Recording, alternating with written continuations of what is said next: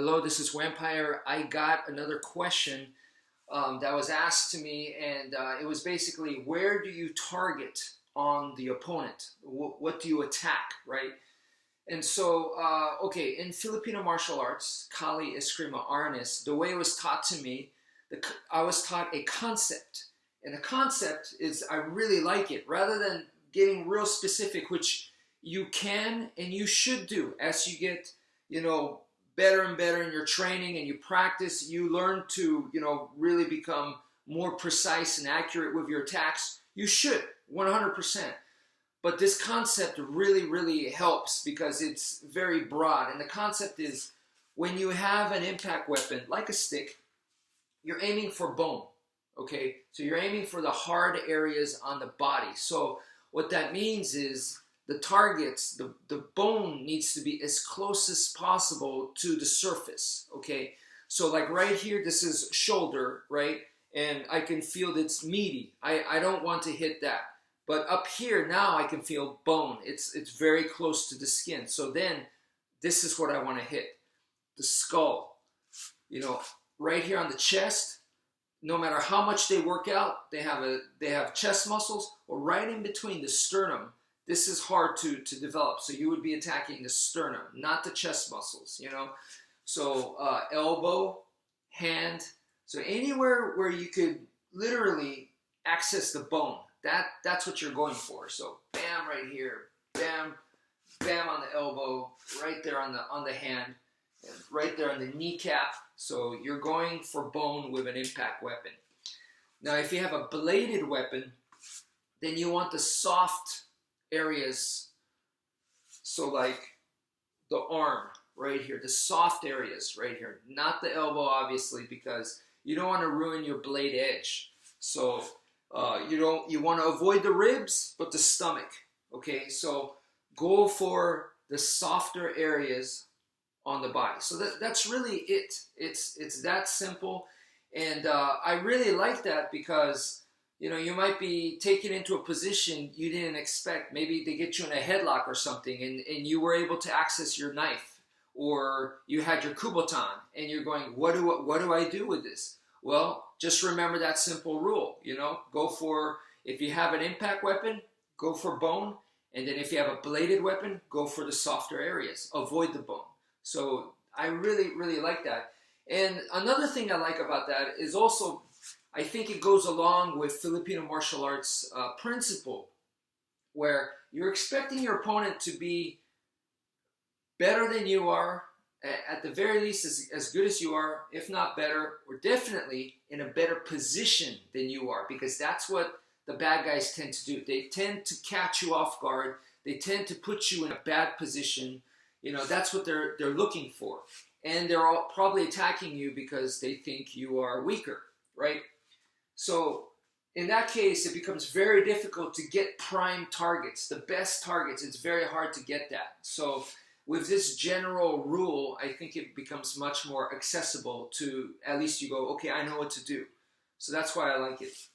Now let me go to empty hand. So with fists, right?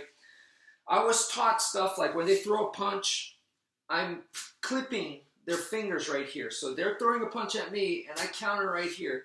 So if this is their fist, I'm using my knuckles to hit their fingers like this, okay? And also right here, as they throw the punch, I move out of the way, clip them right on the funny bone, okay? And for here, I need to kind of go like in that direction on the funny bone, and that could make their nerve go crazy. So when you do something like that, boom, this is the funny bone is the ulnar nerve, right? Those require a lot of accuracy. So personally, what I like, once again, in a real life situation, it's difficult to access those. What I like is to simplify, and I just go for the muscle, okay? So that's from my own personal experience. If I can hit the ulnar nerve, or if I can, hit their fingers, great, do it. If you can, do it. If you can't, it's too fast or whatever, aim for the muscle. You got a lot more area. The target is bigger for you to aim for. So I like hitting the muscle. And once again, more importantly, is I'm using it as defense to keep myself safe. So please keep that in mind. I'm not doing it to incapacitate them. That's not what I'm looking for. This is the way I defend, okay? So next, let me go into keys. And I really, really like keys. Here, this is a bunch of keys that I have, and all of these keys are defunct. I don't use any of these anymore. So if I drop it, or if the bad guy gets these keys, it doesn't matter to me, because none of these I use. These are all old keys that, you know, I really don't even remember where a lot of these come from. It's older apartments and whatnot, okay? So anyway, with this, the idea comes from the stick. You're going to be making 1, 2, 1, 2, 1, 2. So downwards, downwards. This is the flail. So I'm using the flail. I'm aiming for the face because it's all sensitive in the face, especially the eyes. Okay, so I'm doing this, and this comes from the karambit type motion. Okay, and the biggest mistake I see with a karambit is people open their hands, and as you see right now, I'm not. My hand is closed. Boom, boom, boom, boom, boom, boom, boom, boom, boom. Keep the hand closed. If you're flipping the karambit for fun and for show, then it doesn't matter. Yeah, you open your hand. But for real life self-defense, I always recommend closed fist. Okay, so keep it closed. Boom, boom, boom, boom.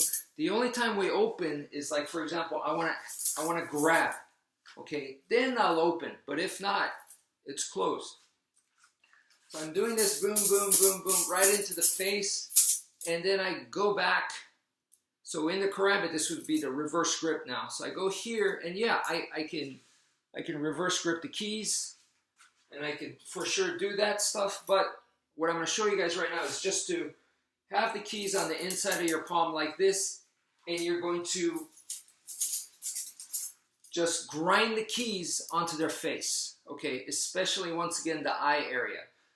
I'm not trying to take out their eye. This is different from trying to pluck their eye out or something. I expect them to have their eyes closed, okay? But once again, I'm just doing this so that if they have a bear hug on me or they take me to the ground for self-defense, I put this in their face, and then I do the flail like this right into the eye area, the face area, and then I go in here, and then now I'm clawing and digging these keys in so that they'll let go, get the space, and run away. That's the idea. So anyway, those are some targets that I like to go for. Hope this helps. Thank you for watching, and take care, folks.